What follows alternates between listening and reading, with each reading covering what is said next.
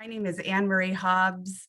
I am a WISH parent and really involved with the Diversity and Inclusion Committee. The Diversity and Inclusion Committee has about 35, 40 people on it, and we break into subcommittees to plan these monthly themes. And we're really excited about the event that we have tonight. But I want to give a big shout out to this subcommittee who worked really hard. These are the folks who put together those spotlights that we send out that are on our monthly observances page, all of the information, the resource links, and of course, who plan these events. So Paula Mendoza, Stephanie Ming Lucy, Valerie Udiozer, Hillary Walter, and of course, the wonderful Allison Corey, who's always following up everything we do by providing books for students TK through 12 in the library and book recommendations. There's going to be another event this month for our younger students. Book author is coming in to visit us and tell us all about her book. So thank you to all of those committee members. I don't think I missed anybody. I hope I didn't. If the Zoom call crashes, it happened to us once when we were prepping to get ready like 5 minutes ago. If that happens, just give us a few minutes and log back in using the same link. If that doesn't work, we'll send you a new link. If we have a Zoom bomber, I will close the call. We will send out another Zoom link. So look for that in your email or on the Facebook page or different places where we'll be triaging, but hopefully that won't happen. Just a reminder that, we want to keep everything positive. We want to be respectful of each other. And if there's something that is talked about, a term or a concept that you're not familiar with, there's going to be a Q&A at the end, and you can chat to any of the people with a question mark by their name, including me. I need to put a question mark by my name. You can chat to us and we will feed those questions to our host. So that's just all of the housekeeping. And speaking of our host, I'm going to pass it over to Stephanie Ming Lucy, who has just done a fantastic job communicating with our speakers and getting ready for tonight. And so she'll be moderating from here on out. Thanks so much. Go for it, Stephanie. Okay, thank you so much, Anne Marie. And I want to thank everyone for taking the time to join us tonight.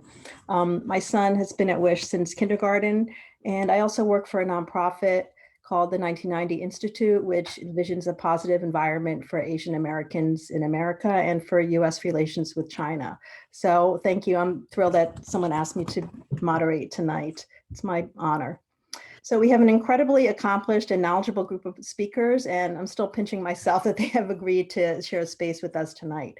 We're so lucky to have historian Jean-Paul de Guzman, Eugene Moy from the Chinese Historical Society of Southern California, and criminal defense attorney and icon Mia Yamamoto to talk about their areas of expertise and their life experiences.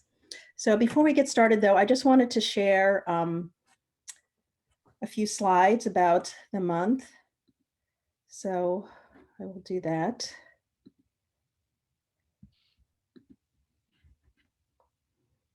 And somehow I clicked on the chat. All right. So thank you everyone again for coming. And so what is Asian American and Native Hawaiian Pacific Islander Heritage Month? Well, the month of May honors the rich and deep history and culture of Americans who have this ancestry, and also highlights the many, many positive contributions that members of this community have made to life in America. You may not realize it, but the work of Asian Americans literally has an impact, a positive impact, hopefully, on your life. For example, did you know that the inventor of the surgical face mask was Asian American, and that has saved countless lives? And also the founder of Yahoo is Asian American. And of course, we have our Vice President of the United States, who's Black and a South Asian American. So, and you may have seen different names for the month, which can be confusing. In a way, they're all correct. So it started out as Asian Pacific Heritage Month, and that's a permanent designation, so it can be called that. A more inclusive name was adapted in 2009 to specifically call out Pacific Islanders. And then this year, our president expanded it to include Native Hawaiians as well. So now this month can be called Asian American and Native Hawaiian Pacific Islander Heritage Month. So who can or does celebrate this month? Hopefully everyone. It's not just for people who identify as being of Asian ancestry, especially at this time with the alarming increases in anti-Asian hate incidents and rhetoric. The more that our allies can uplift Asian American voices and stories and really show the humanity of everyone as fully American, then it's all for the better. So if you've seen or heard about these terms, AAPI or AANHPI, what do those mean? Well, they're just abbreviations for either Asian American Pacific Islander or Asian American Native Hawaiian Pacific Islander. And who is in this group? Well, it's an incredibly large and diverse community. And it just can't be boiled down to just that everyone in it is has the same ethnicity. So there are several different areas. There's East Asia, Southeast Asia, South Asia, and the Pacific Islands, which are normally considered as part of Asia. There are other parts of Asia which those people, for various reasons, may identify more with Europe. So I just want to show you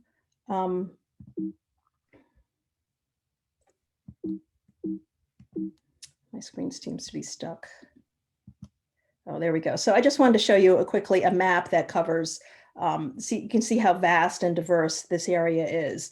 And all the way from over here, over here, I can't even fit all of the Pacific Islands into this picture. So here's another one which covers, more of this area. And you can see that Hawaii is a Pacific Island there.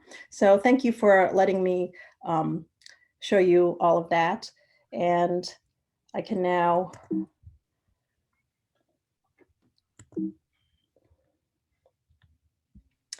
introduce our speakers. So thank you. So first up, we have Dr. de Guzman, and he is a comparative relational race historian of Los Angeles, publishing on topics as varied as the genesis of boba cafes, which I hope he shares with us, the racial politics of the LA San Fernando Valley secession movement, and the origins of Buddhism in LA. JP is a history teacher at Windward School and a part-time faculty member in Asian American Studies and the Interracial Dynamics Cluster at UCLA, where he earned the Distinguished Teaching Award. Committed to public history, he's advised the LA Office of Historic Resources, co-founded a preservation and educational organization dedicated to World War II era alien detention camp, and has spoken on NPR affiliates in LA and Santa Barbara. So I'm thrilled to introduce JP de Guzman. Thank you so much for joining us. Thank you all for having me. It's really wonderful to be a part of this community. I am Anne Marie's colleague at Windward, and she has saved my bacon on many occasions. So I'm honored to be here after Anne Marie asked. So give me a digital thumbs up or an actual thumbs up if you have ever been to a boba cafe in Southern California. Okay, I see a screen of golden thumbs lighting up. So we all have that one thing in common, right? But to be that person, I am going to give a presentation entitled Beyond the Boba Cafe. And I want to give us a very, very brief history of Asian Americans in Los Angeles.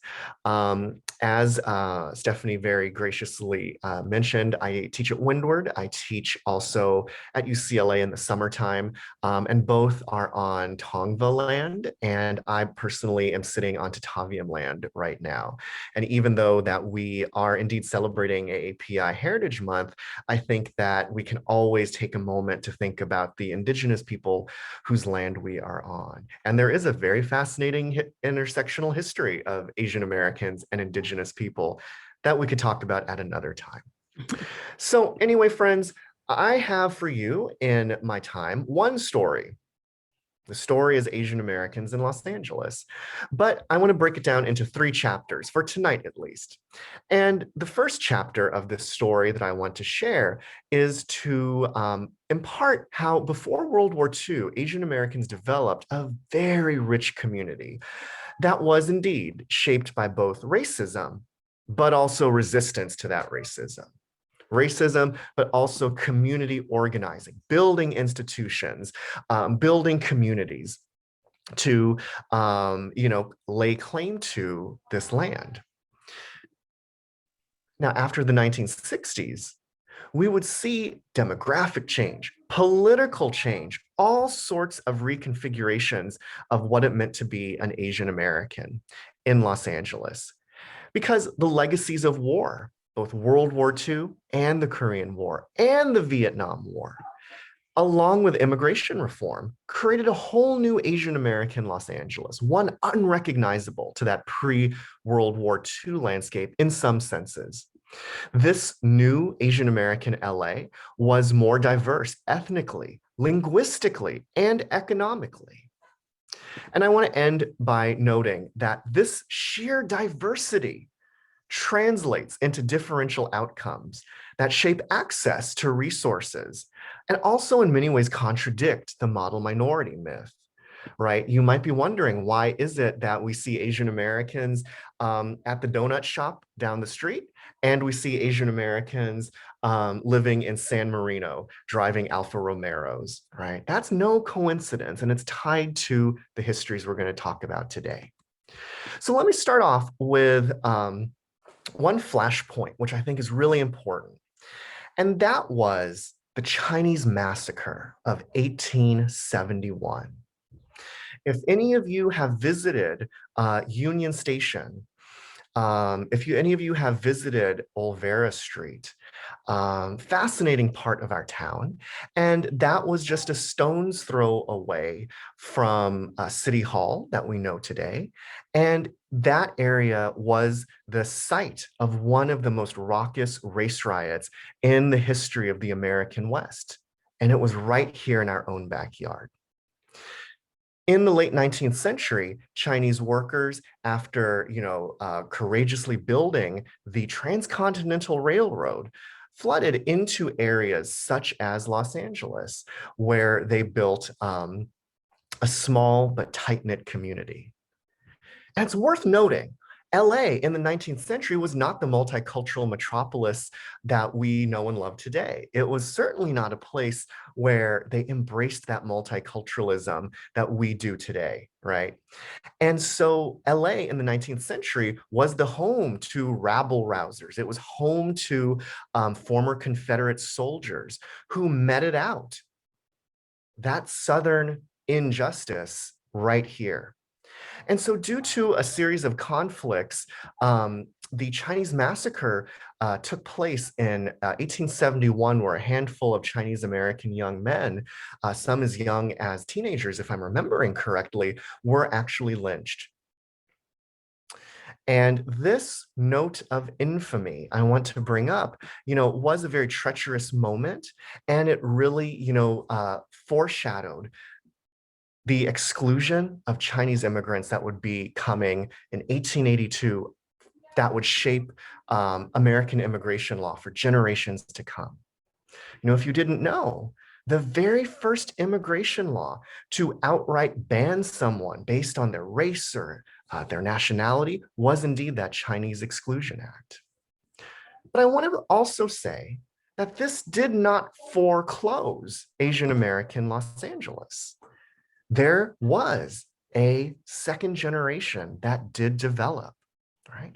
A small but tight-knit generation of American-born children of those pioneering Chinese immigrants, of the Japanese immigrants who largely came to Los Angeles and Southern California to fill that void that the Chinese Exclusion Act had left.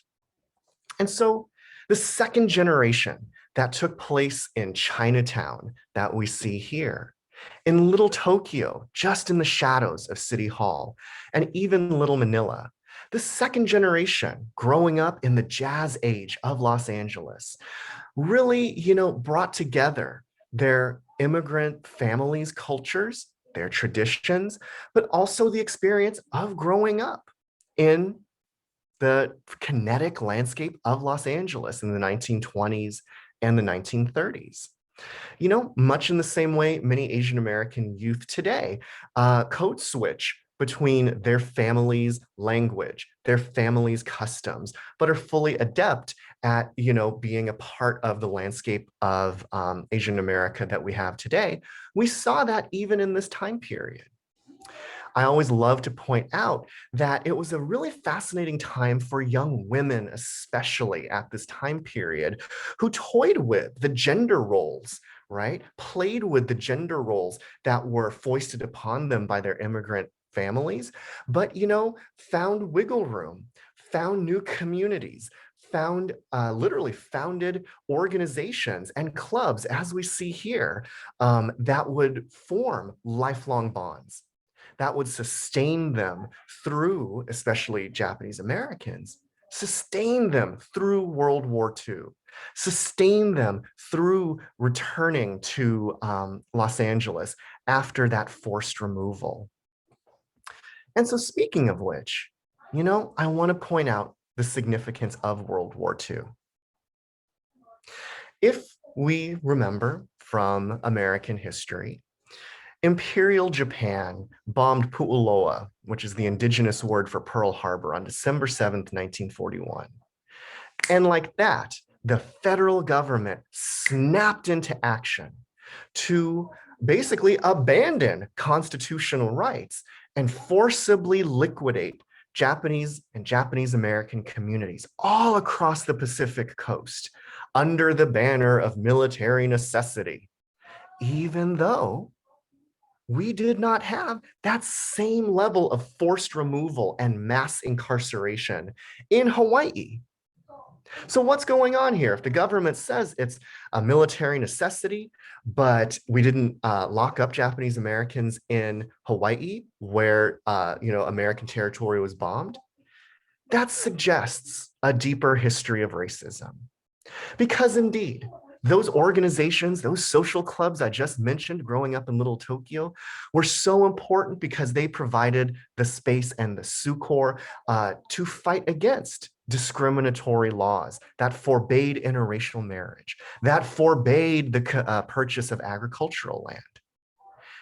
But with breakneck speed, the federal government swept through Little Tokyo, swept through the agricultural communities of Japanese Americans, arresting community leaders and detaining them in places such as that racetrack you see there. And you might be able to guess, if you know Southern California, that's Santa Anita. That was turned into a detention camp before the concentration camps such as Manzanar were built.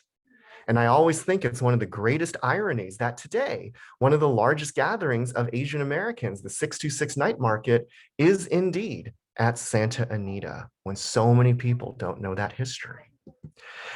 Stephanie mentioned I helped found an organization called the Tuna Canyon Detention Station, which was an alien detention camp for immigrant Japanese and Italians and Germans who were detained during World War II.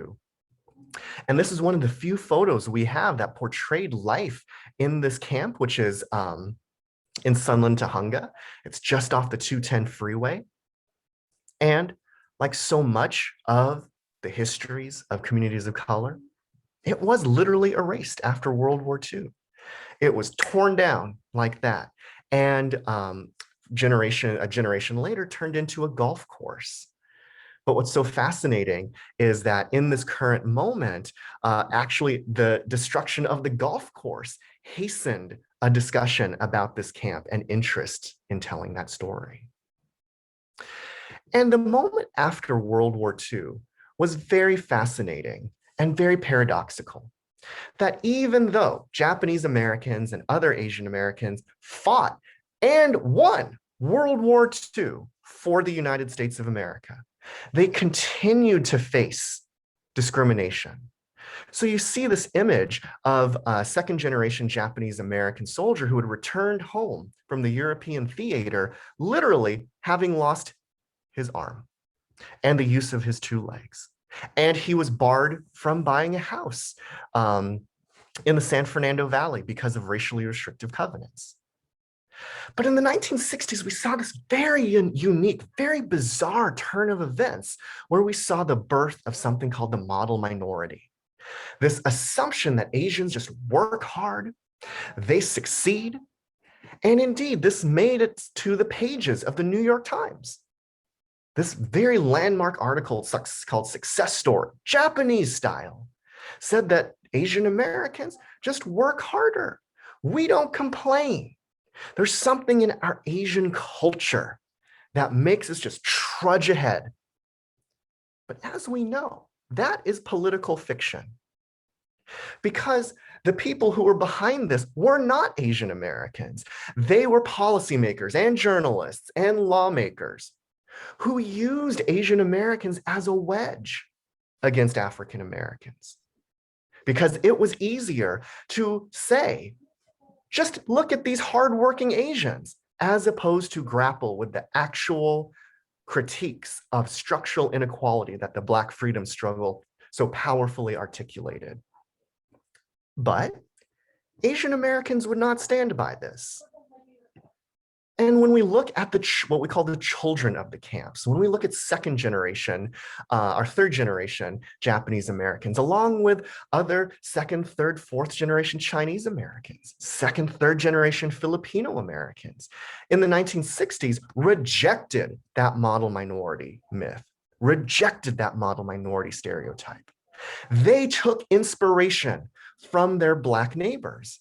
You might be wondering, JP, they grew up next to African Americans? Of course, because that was the nature of segregation.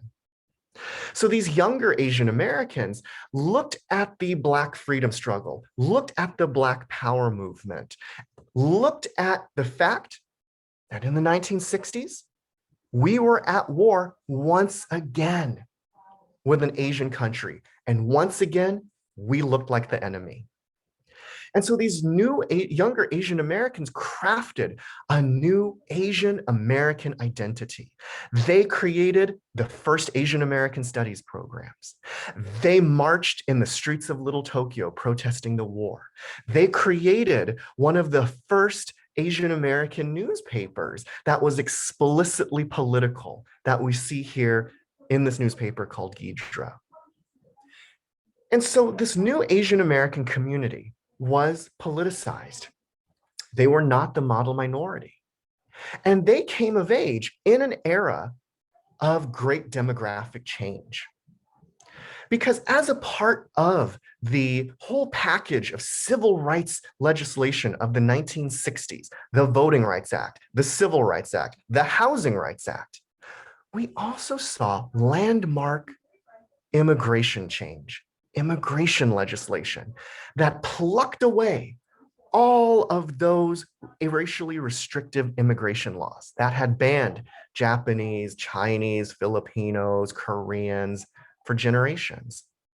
And this landmark 1965 Immigration Act would create, in a sense, two Asian Americas. One that was characterized by working class people, people who came here because they had family who were here. We would also see a new classification of Asian Americans who were coming with wealth, because that immigration law also prioritized professionals. So indeed, there are lots of Asian American engineers, doctors, attorneys, but there are also a whole sect of working class Asian Americans, which we saw, which came into sharp relief in 1992 with the 1992 Los Angeles uprisings. And even though the media made it very easy to say, well, this is just a story of Black folks hating Korean folks, when we dive deeper, we actually saw, indeed, there was material differences, but also incredible efforts to put those differences aside, to work towards racial and economic justice in the city. And so I want to start to close now by looking at some statistics to show that what we think of Asian Americans, even specifically here in Los Angeles, is far more complex than ever. I began my story when Asian American LA was largely Chinese and Japanese Americans.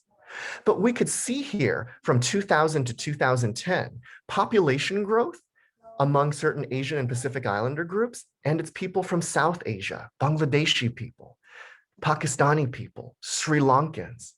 It's Pacific Islanders like Fijians and Tongans.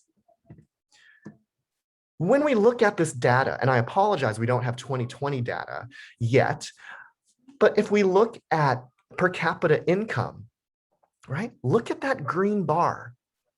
That was the total population per capita income for LA County, right? That's kind of rough. And look at all of the Asian Americans and Pacific Islanders that fall below that. So that model minority doesn't really hold up with reality. Similarly, when we talk about language proficiency, Koreans, Burmese, Vietnamese, half of those populations, have English language limitations. And when we have that, we have barriers to access, barriers to healthcare, barriers to insurance. And if anything, the pandemic has shined a light on those chasms of access. And so I want to end by quoting a very iconic Asian American figure named Yuri Kochiyama. She was born right here in Los Angeles County in San Pedro in the 1920s. She was a survivor of the concentration camps. Her husband was a decorated member of the all-Japanese American Fightin' 442 who fought in World War II. And she was also front and center for the Black freedom struggle. She was a friend and confidant of Malcolm X. And she always reminded young people that fundamentally consciousness is power. And so I want to thank all of you for the opportunity to speak, to share some ideas, and hopefully be a part of that consciousness raising. Thank you so much. Thank you so much, JP. That was so interesting to hear about the history in Los Angeles specifically. I was reading, a lot of it is quite sobering though. I was reading that the Chinese massacre of 1871 is actually the country's worst mass lynching. So there's a lot to absorb there. But I love that you also brought up how the students had come together, the Asian, Black, and Latino students had come together to form the first ethnic studies courses at college. So that's great too. So thank you so much. So we also, next we have Eugene Moy, who's going to speak. He's been involved with public history and historic preservation for many years. He's been an active member of the Chinese Historical Society of Southern California, the Chinese American Museum, the Chinese American Citizens Alliance, the Historical Society of Long Beach, the Save Our Chinatown Committee in Riverside, and other organizations. Professionally, he is retired after over 35 years in municipal planning and economic development, and he remains on the board of an affordable housing development organization. Eugene is a native of Los Angeles, Chinatown, and a graduate of California State University, Long Beach. So we are just thrilled to have you join us today, Eugene. Thank you so much. Thank you very much for having me, Stephanie, and appreciate all of you joining in this conversation, which I hope it will be. I'm not a lecturer, but I can share with you a little bit of what I've learned over the years as a native of Chinatown and of LA. I grew up in South LA. My family had a grocery store at 105th and Main. And then we moved to the Slauson and Van Ness area. Then we moved to Inglewood, where I graduated from Morningside High. So I've seen a lot of the richness and diversity of LA. And over the years, I've come to appreciate the many contributions of people in our community. What I'd like to do now is to shift over to my screen, and I'll share a short PowerPoint, which hopefully won't take too much. I need to Stephanie, do I need to Yeah, have permission? there's a green button on the bottom that says share screen. Yeah, If you just click Yeah, I on did. that and okay, yeah, here we go.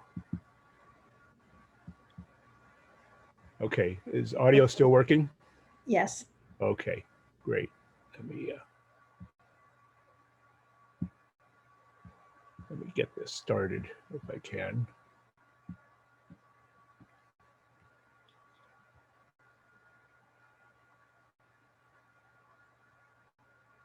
Haven't had any trouble with this before. I don't know. Oh, here I go.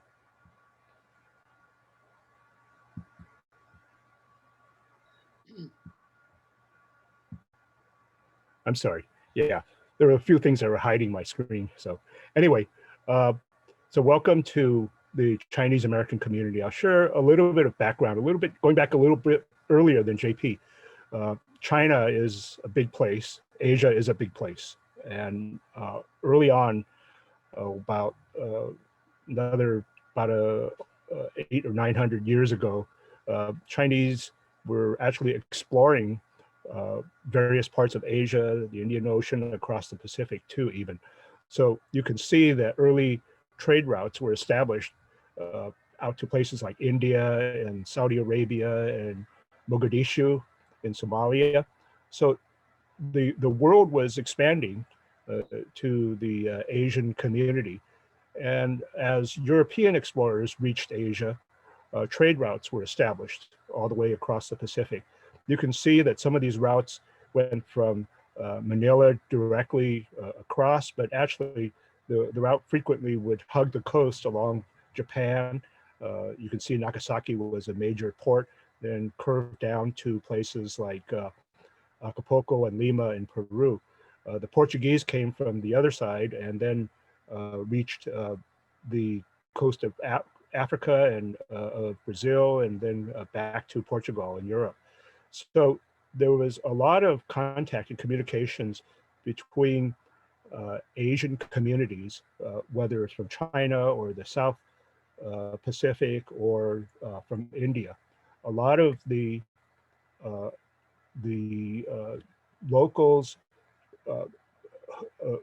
went on board ships to places like Mexico or South America, Central America, and many scholars have been just learning that there have been many early Asians in the Americas. Many of them were called Chinos as sort of a generic name for anybody who appeared to be from Asia. You know, it could be Chinese, could be Korean, you could be Filipino, you could be Indian. So there was a huge mixture of people who were in Mexico quite early on. And you can see from this article that discusses the town council in Mexico City studying what to do about the Chinese problem, you know, that there were Chinese barbers who were basically offering a lot of competition. And so the nature of race relations has always been one in which you had the first culture that arrives at a certain place, the dominant culture, and then you're sort of trying to decide whether to put up fences or to welcome the new arrivals. And oftentimes there would be a lot of conflict. In California, many of the Spanish missions had workers who were brought in from other places. Many were, of course, the Native Americans in the region, but at the Carmel mission, for example, there are records that indicate that Chinese and Filipinos were baptized at the Carmel mission. So there's a long history, and this is early in 1796 and 1915. So 1815, I'm sorry. So more than 200 years ago, we had Asians in California that is well documented. I'm not going to go into a lot of details about history, but just want to share that, you know, many came with different occupations. I indicated sailors, servants, and scholars. Some came to school, came to the U.S. to attend school. Some came here to work for others. The California Gold Rush brought many people in. Many came to work in the forests and the mountains. So this is a guy at a sawmill working. We had many fishing camps established along the Pacific coast.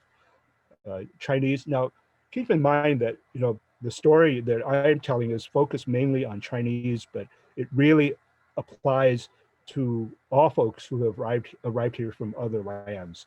You know, you have the initial pioneers, and then you have the people who establish roots and then build a good life. Some might become merchants.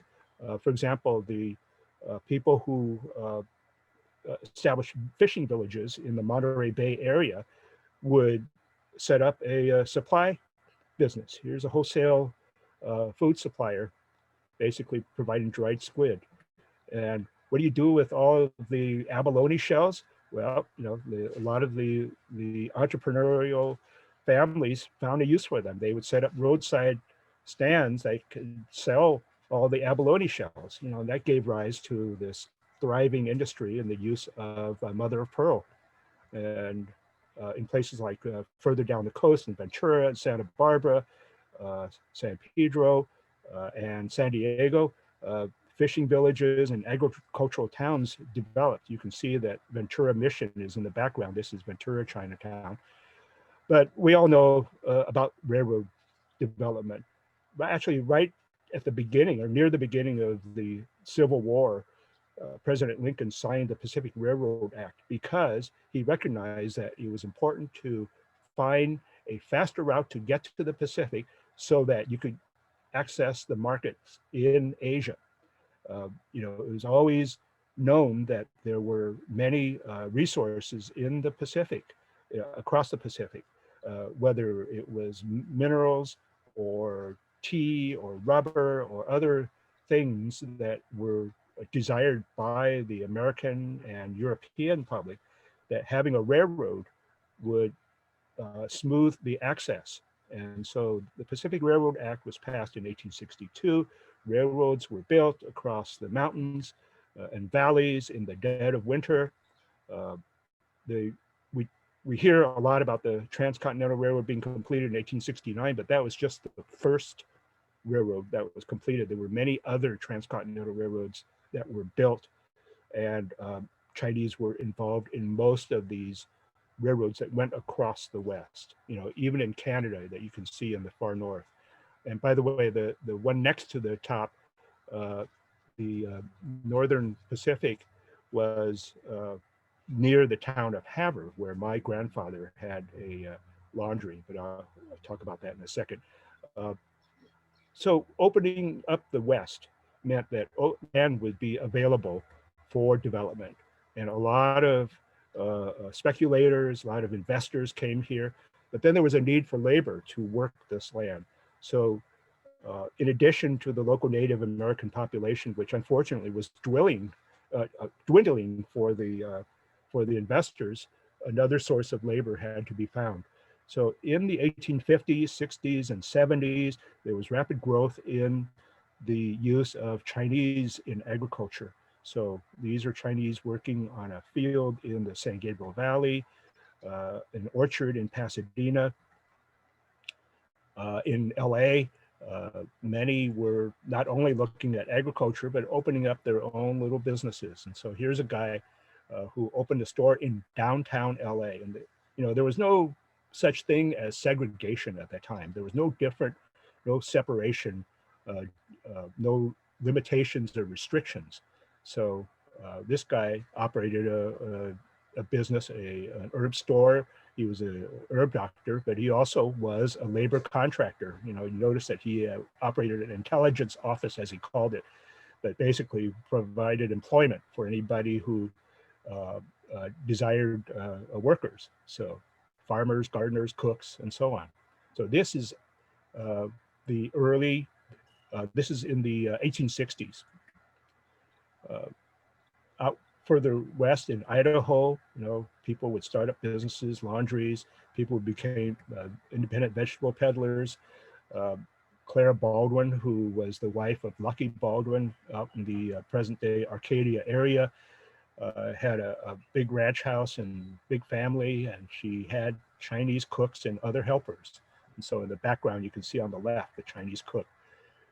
Unfortunately, as JP mentioned, there was also rising anti-Chinese sentiment.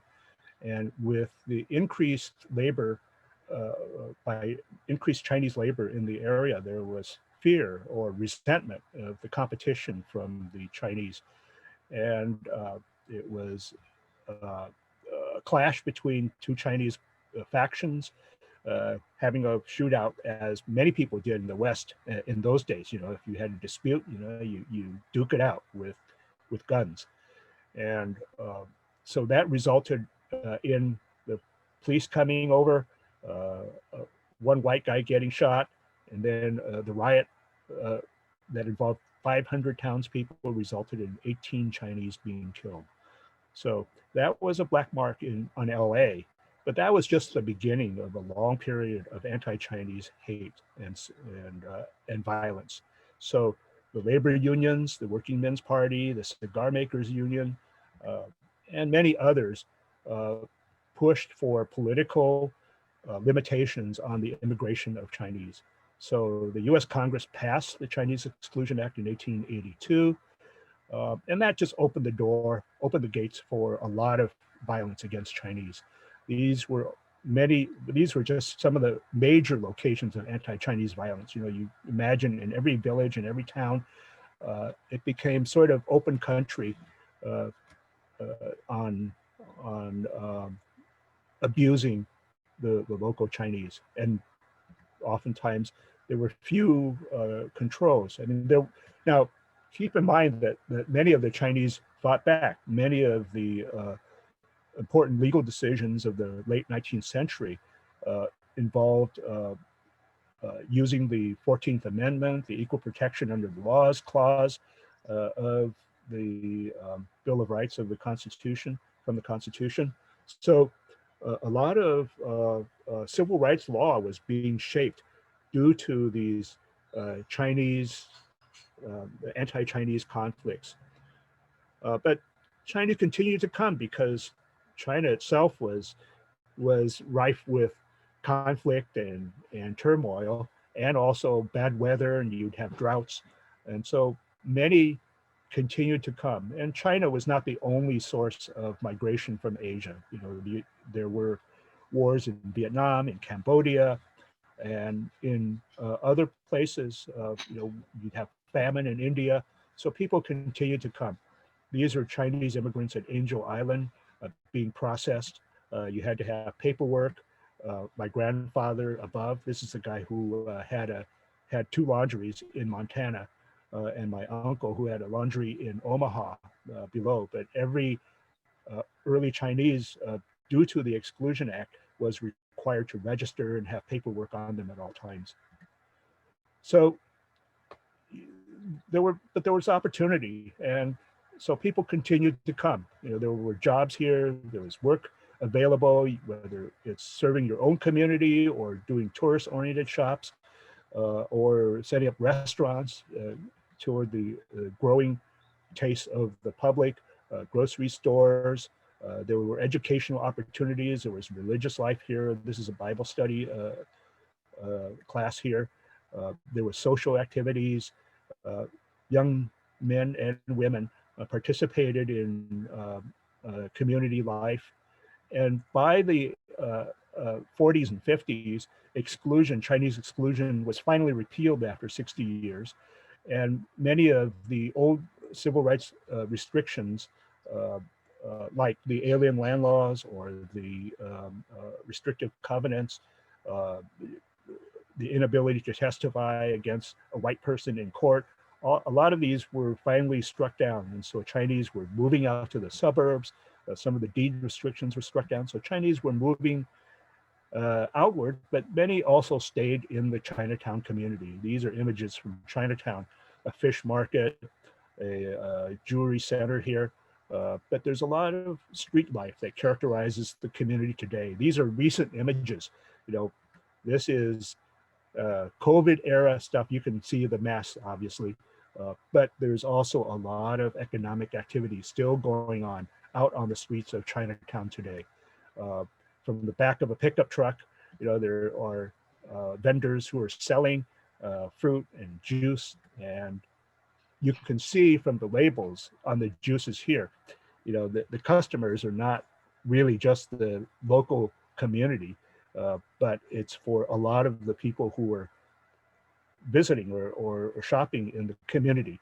And so you can tell that a lot of the people who come here are speaking Spanish. And so the vendors know what the market is. So here's a pop quiz. I know that there might be a student, or some of you we're all students actually. I'm still a student after all these years. How many Asians and where do they live in Southern California? Well, here's some information, some data from the census. Excuse me. You think that maybe some of your local community, maybe out in your neighborhood in the South Bay and Torrance, oh, there are a lot of Asians here, but look at really where the communities are that have the largest Asian and Chinese populations, both in raw numbers and in percentage. And note that Chinatown, down number 15 here, only has 44% Chinese. So Chinatown is not all Chinese. There are a lot of other people that I want to show. Oops, I'm sorry. Look at the last column here on the far right column. So despite, you think that Monterey Park might have a high percentage of Chinese, 47.9%, but look at the Hispanic Latino population in many of these communities in the San Gabriel Valley, where you think, well, we have a majority Asian population. You still have 26, 27%, 34% in Alhambra is still Latino. So we have a diverse LA here. I don't want to wear you down with too many numbers, but one demographic that's important to note is that because of the increased quotas beginning in 1965, and because of refugee acts and because of war in Asia, we've had an increase in the immigrant population. So the percentage of American-born has really shrunk, although actually as families have begun to have kids, there's more and more American. And so those numbers, that percentage shifts back and forth. So just a look back at Asia here, looking at China, looked at all the countries that border China. So you look at and see Korea, Russia, Mongolia, Kazakhstan, India, and so on.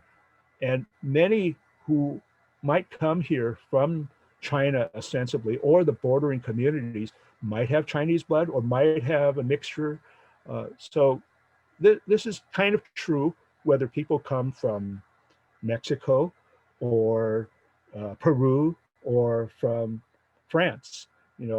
People are going to be a mixture of hybrid of different ethnicities because of the ongoing migration of peoples in the world.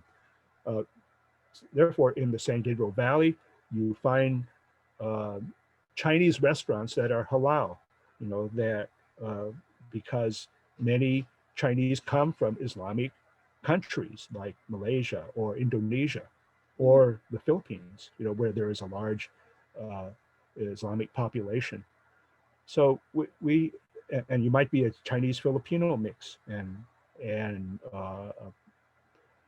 practice Islam. So in the 21st century, how do we address some of these conflicts that we see around us? The community physically, of course, it has to do with land use pressures and rising rents and so on, but there are also challenges to your identity. There are threats, there's hostility against overt hostility against you because of your race. And there are covert or less obvious barriers too because of your race. You know, there are glass ceilings that many people face, whether it's because of your gender or your race. So Chinatown is changing. It's being impacted by a lot of new development that's coming in. This particular site here in front of us is going to be developed with a 27-story apartment project. Almost none of which are going to be affordable. There'll be 9 out of 250 units that will be affordable, supposedly.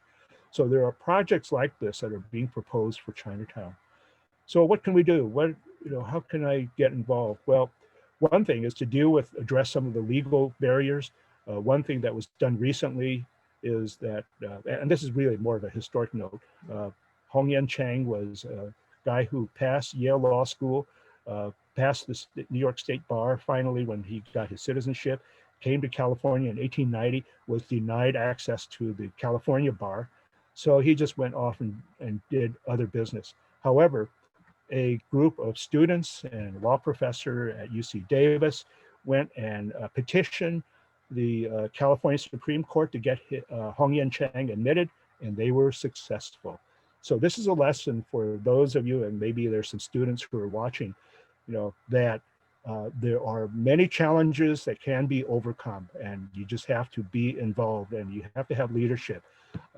And so, unfortunately, Hongyan Chang got his past the bar a little bit too late, but hopefully not too late. There are organizations in Southern California that address, hate, anti-Asian hate. I'm not going to go into those, but there are websites that you can go into. LA versus Hate, run by the County of LA. There are organizations like the Chinese American Museum, which I belong to, which is involved with education. The Chinese American Citizens Alliance is a longtime civil rights organization. It's been around since 1895. Here we are recognizing the World War II veterans. The Historical Society has monthly programs on a variety of subjects. You can go to our website and listen and learn and hopefully get involved. So this is it. Sorry for taking so long, but hopefully you got a little bit out of it. That was wonderful, Eugene. Thank you so much for sharing all your information about especially Chinese Americans. I just wanted to say, which I wanted to mention at the beginning, was that although the Chinese Americans is the largest subset or the ethnicity of Asian Americans, this is our first panel, and we wish we could cover, the whole vast range of ethnicities and cultures and heritages, but hopefully in future panels or in future months, we can address those as well. But in this case, I especially appreciated, Eugene, that you showed those photos of your grandparents there. That's amazing that they're in such a good condition, and such a special treat to see those. There's documentation out there. You just have to find it. So next we have the amazing Mia Yamamoto. I'm just thrilled that she's here with us today. Mia Frances Yamamoto is a Japanese American transgender woman who was born in the Arizona desert in a World War II concentration camp called Poston. This place was for anyone who was as little as 1/16 Japanese and living on or near the West Coast. She attended school in Los Angeles, graduated from California State University, Los Angeles in 1966, then served in the Army for 2 years with 1 year in Vietnam. She graduated from UCLA Law School in 1971. She worked as a legal aid lawyer and public defender before going into private practice. Mia has been a criminal defense attorney and a civil rights and community activist ever since. She's represented thousands of clients, tried hundreds of cases, including 4 death cases. She's founded and led multiple organizations, led campaigns, and been honored many times by too many organizations and communities to mention here. So it's my honor to introduce the incomparable Mia Yamamoto. All right. Thank you. I appreciate the introduction very much. Thank you, Stephanie. I wanted to thank my co-panelists. Jean-Paul, that was great. I would love to take your class. I bet you're just fantastic. And Eugene, I've seen your lectures before. I've heard you before. You got a whole lot of data out there. That's really, really great. But thank you, especially Jean-Paul, like documenting the Ghidra and other things that are touchstones for me, the UCLA, Campbell Hall ethnic studies. And if I might just make a pitch, because I know who I'm talking to for ethnic studies, we talk about how we get through to people with respect to how we are all connected. And ethnic studies has proven over the years to have been a struggle worth fighting for. It is something that absolutely educates, advances, and I believe it absolutely softens the edges of debate. When you find people who are actually looking for common ground instead of looking for ways to fight. Going over through this overlying things, and you've touched upon it, all of you have touched upon all these historic things and what the message is in many ways. These are not new phenomena. This is something that has been going on for a very long time. It raises its ugly head in various forms over the course of time. I know that I just want to thank, by the way, all of you parents out there, all you educators. I say that none of us are anything without our teachers, and so I pay deference to you, and I agree with Eugene. Got to be a student all your life. You got to keep learning, and you teachers, you just light that fire. You get us excited about learning. You get excited and curious about a subject, and this is a worthy subject. I talk a little bit about my history. My family came. Most of my family came from Japan in the 19th century to Hawaii. And most of my family is still back in Hawaii. So this Asia Pacific, I got some Pacific Islander stuff coming here, and some Japanese American with the camps. Because I was born in the camp, I can't tell you a thing about it. I was a little baby. I do experience the resettlement, and I was reflecting about those things when I was hearing the folks talking ahead of me about how, for me, I actually resisted learning Japanese as I was growing up. But it was something that you had to be vigilant about. And it was just something that was like, come on, if I show any vestige of that, I'm gonna put myself in trouble. And I'm already sort of transgender, and being that kind of a kid when you're trying to grow up is its own danger and its own source of oppression. So I can tell you about that. And I feel like I really do want to comment upon the model minority that we talk about, this model minority myth. I believe that it is superimposed upon us by forces that do not have our best interests at heart. I believe that it's put in place in order to put us in our place, and they have made an arbitrary decision about who's upper and lower on that hierarchy and who's going to be a traitor to the people below them. And that's always the way I viewed it. Sorry, I don't mean to be so blunt, maybe, about the subject. But I just want to dispute somehow that the model minority myth is in any way beneficial to Asian Pacific people. And I do believe it is detrimental, not just to communities of color.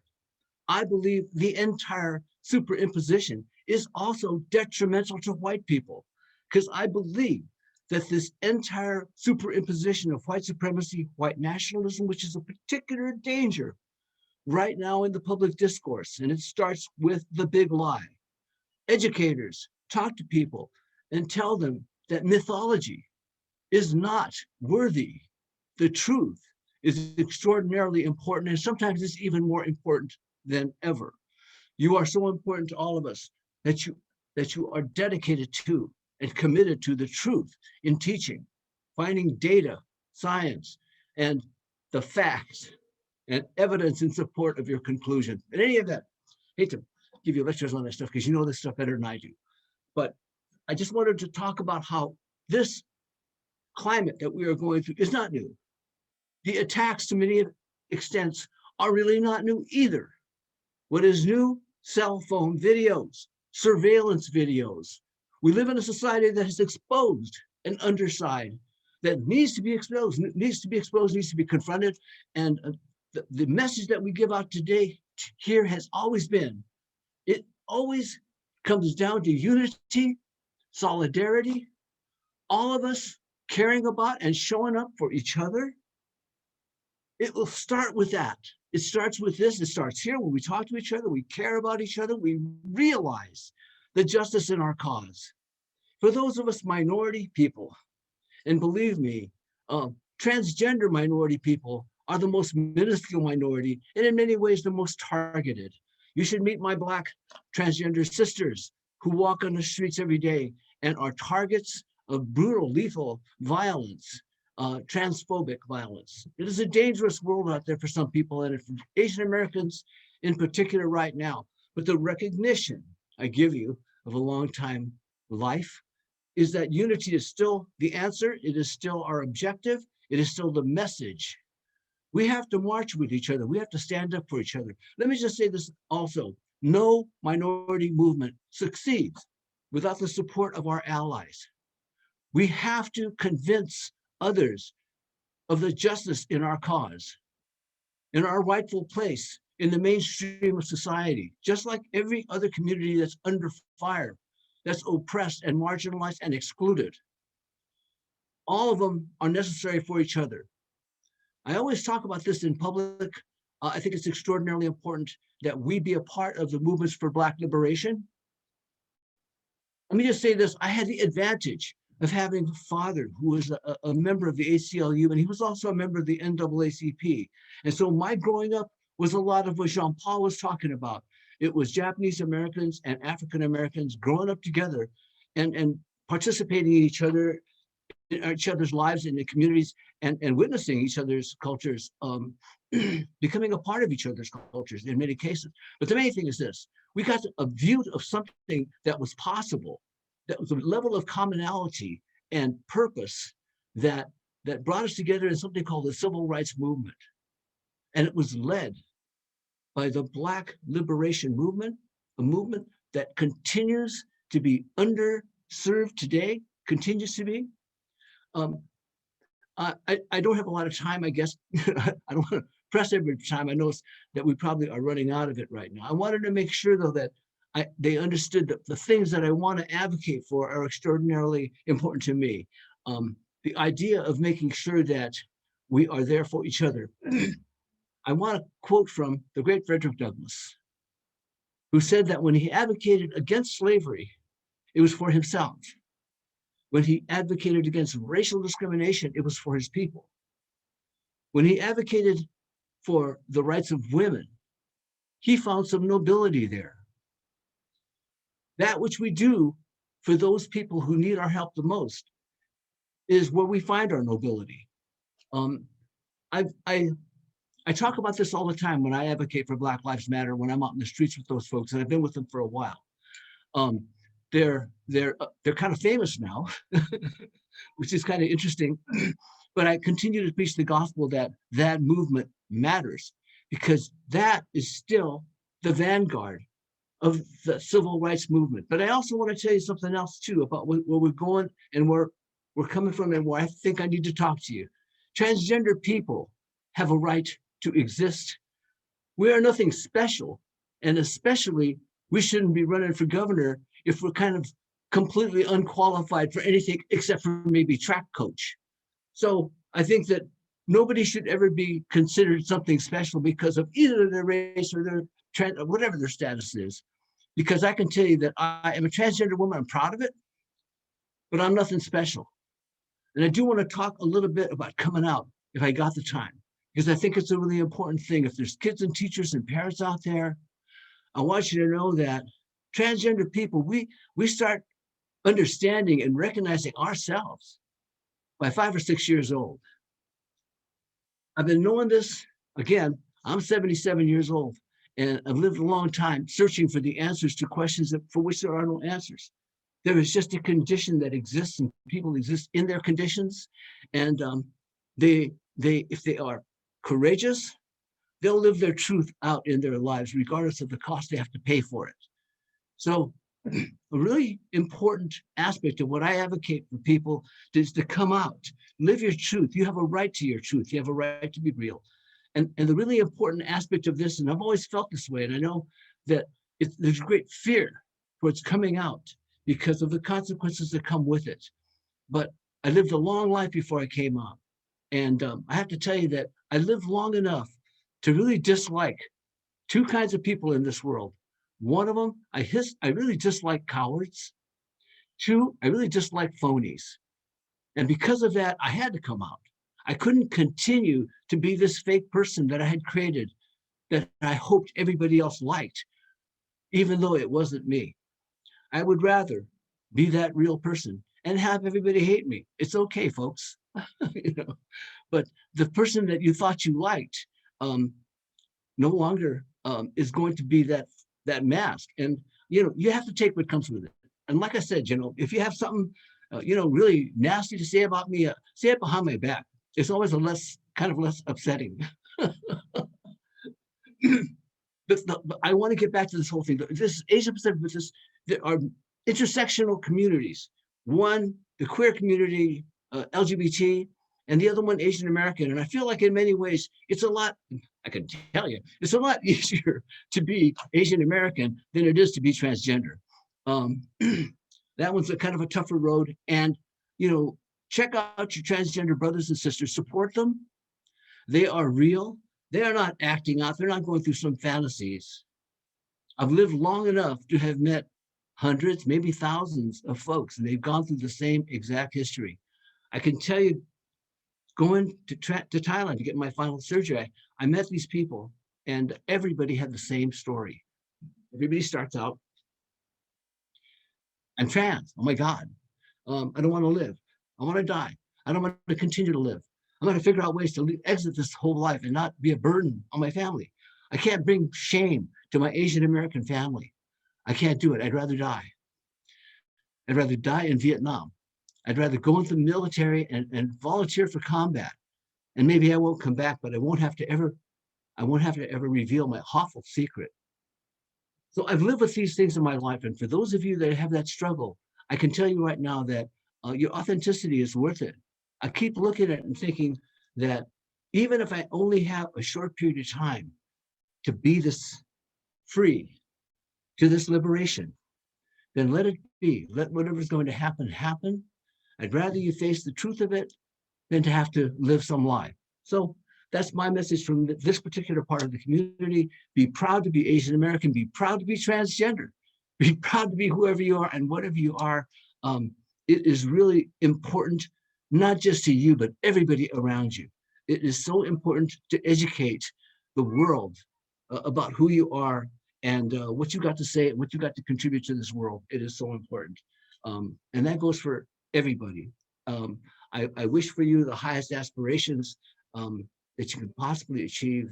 But if you seek freedom for yourself, if you achieve freedom for yourself, it is meaningless unless you seek freedom for others. Thank you. Wow, Mia, that was so powerful, and we really appreciate your sharing your thoughts with us. That's amazing. I was really struck by what you said, that a lot of minority communities, we really have, but even with everyone, what everyone wants is really just to be recognized for their authentic selves and to be seen as fully, you know, our fellow Americans and fellow humans.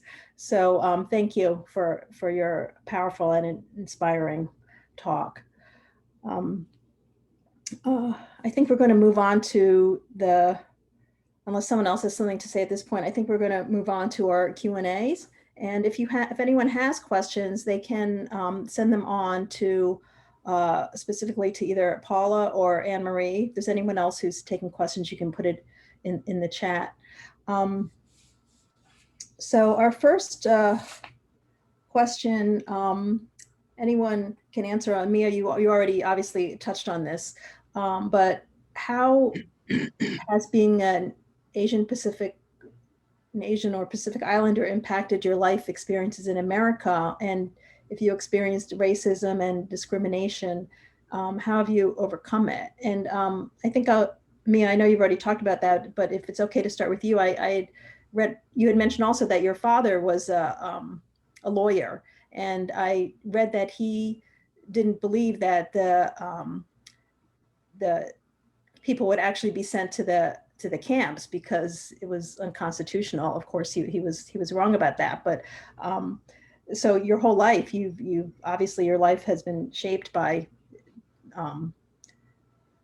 being targeted for racism. I mean, starting from where you were born, that wasn't your choice or your parents' choice to be born there even. So I was wondering if you could talk more about that.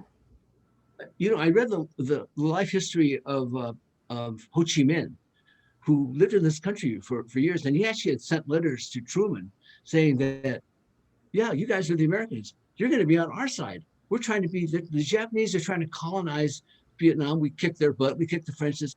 And you're going to come in, and then America comes in on the side of the French. And it was like my dad, you know, you thought, well, of course, I've read the Constitution saying, you're going to be on our side.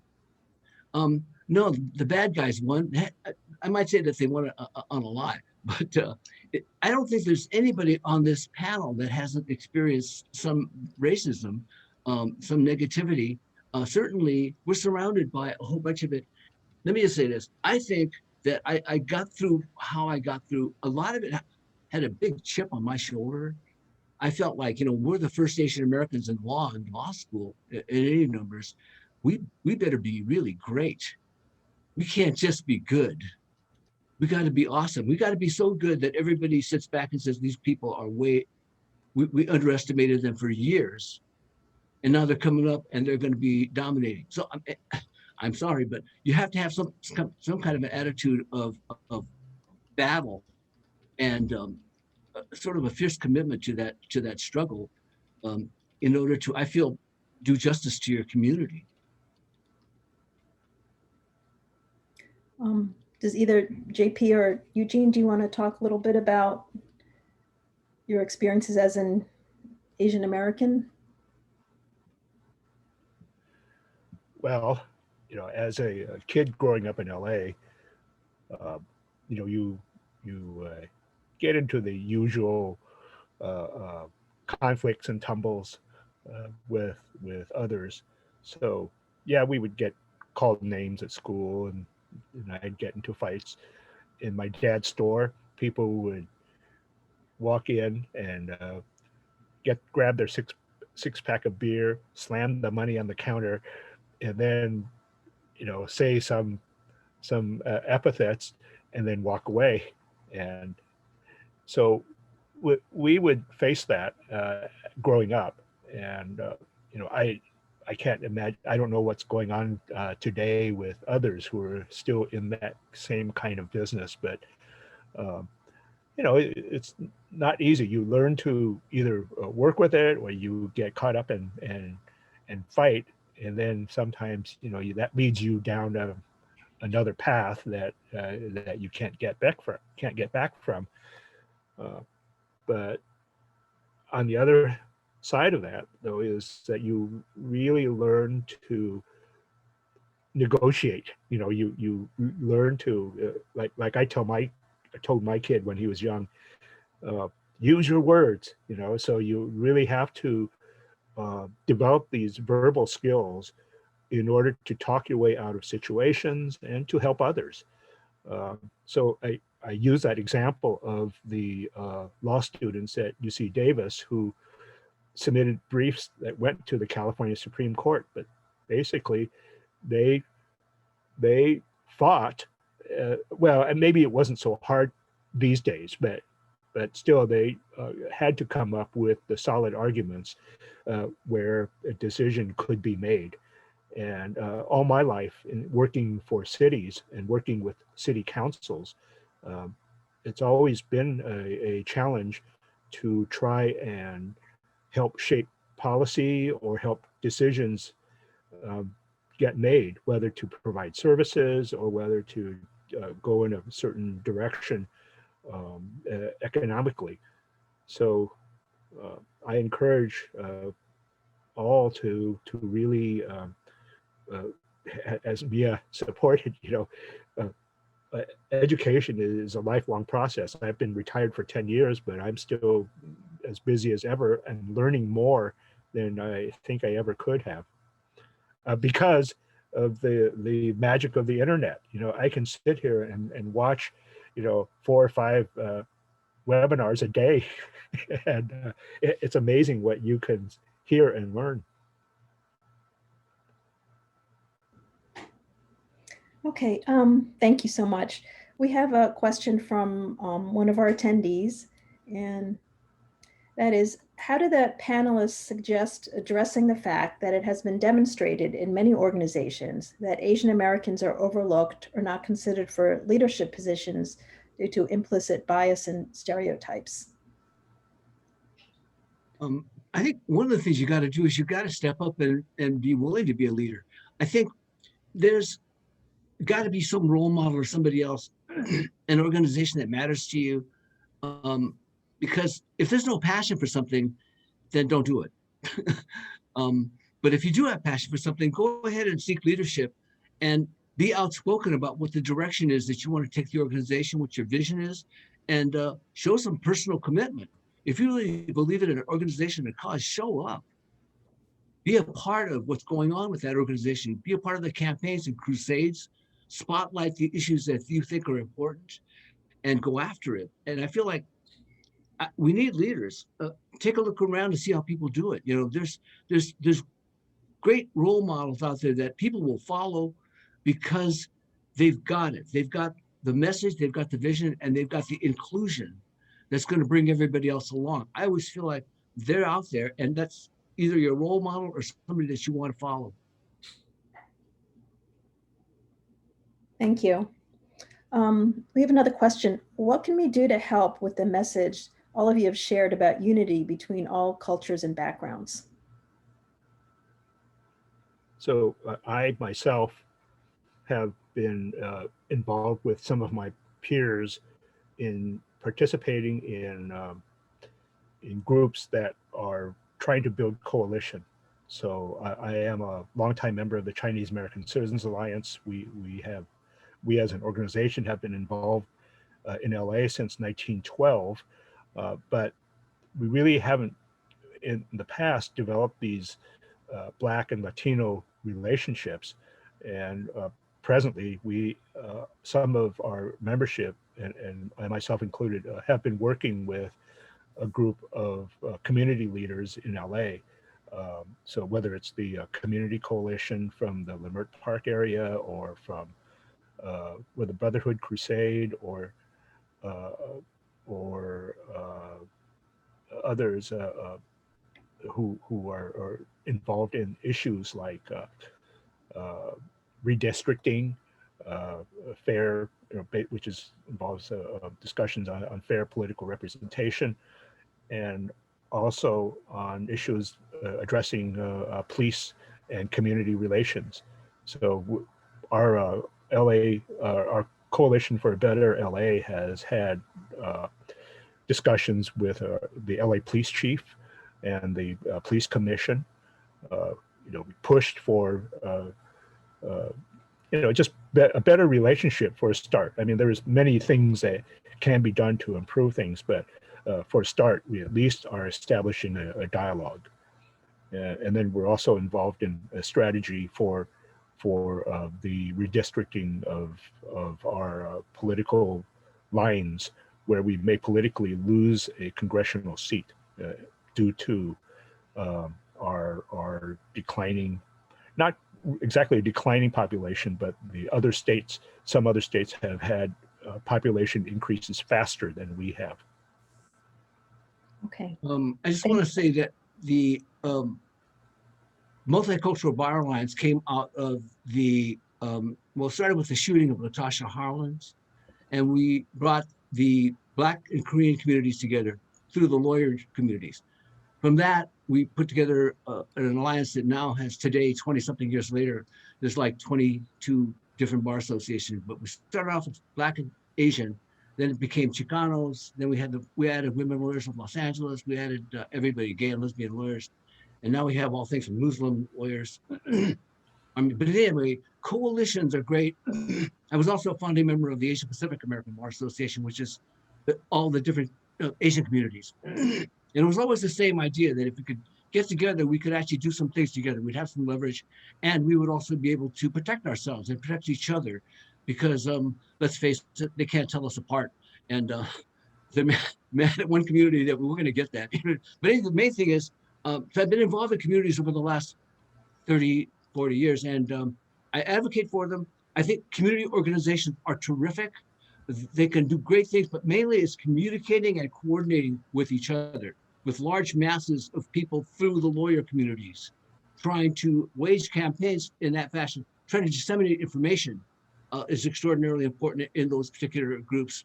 But I just want to say, having been involved with those kinds of coalitions for as long as I have, they do have a sense, they do have a way of becoming self-perpetuating, and you have to look out for that element that I guess the Marxist analysis, that all of a sudden they would be more interested in their own interest than they were in the community, the people that we need to serve. The whole point of what that I think that we're trying to advocate for, I think with all of you and everybody, is that service to others is still worthwhile. Kindness to others, I might say, is always worthwhile. If I have a religion, that's it. You know, go ahead and be kind. Be there for each other and be kind, and I can shut up. Well, thank you so much. We only have time for a couple more questions. The first, I want to ask JP, I don't know if you want to take this, but people are asking how they can better support the AAPI community now, and or how they could be a better ally. Do you have any thoughts on that? Well, I think that to reiterate what Eugene and Mia have said, you know, finding like-minded people, whether it's in your workplace, in your community, in your, you know, if you have a religious affiliation, I think that it is a really fascinating time of where different people of different religious backgrounds are really articulating, you know, how do they leverage those to enact, you know, a better society right now. I think for me, just off the top of my head, you know, my own biases, it really is that self-education. And the beauty, as we talked about earlier, is, you know, we have so much at our fingertips, and obviously we should do our own research, but social media sites, particularly Instagram, has been really revolutionary in making these dense concepts very accessible to people. So one organization, you know, some organizations that I follow a lot include Asian Americans Advancing Justice, formerly the Asian Pacific American Legal Center, that has done so much for workers' rights, helping the, you know, people who are dealing with immigration issues, really looking at the most vulnerable in society. I think that I also kind of my own interests lie in labor, and this also ties to some things we talked about earlier. You know, the Koreatown Immigrant Workers Alliance, I think, does a wonderful job of cutting across ethnic lines to say that, you know, the material experiences of working class people in Koreatown are important. And I think, as I'm literally just speaking for myself, as a consumer, right, I enjoy going to Koreatown. I enjoy Korean barbecue. I enjoy Wi-Spa. And I know I have a responsibility to also support the people who are cleaning the dishes, who are scrubbing the tubs, whether they're Korean American, Latinx, or anything else. Yeah, thank you, Jean-Paul. I'm acknowledging that these things are for everybody, really. And it's interesting, if you go to Advancing Justice, just drop by there anytime, you will see a lot of clients who are Black and Latino. We don't just serve our own people. It is still, the idea is we serve the people that need help. And that's really the only criteria, and that's all it ever should be. And once we've done that, we've cut across lines by spirit, as opposed to anything else, by our human values and our humanity. So that's what's always in play with respect to that equation. And what you talk about with labor, you got people coming out of UCLA, I like to say, Dolly G came out of there, a great labor lawyer, a great judge. And right now, Julie Sue, one of the great lions of the labor movement, is probably going to Washington. She's going to be an assistant labor. So our community is served so well. I mean, I don't know if you know the guys from the Labor Center too, like Kent Wong and Victor. That part of the movement has always been some of the most distinguished work that's ever been done across the board. And Asian Americans should deserve some credit for their contributions, because they've been significant, and they've been mighty. JP, I have one follow-up question for you because you on the panel are the one who works with middle and high school students, mostly high school now.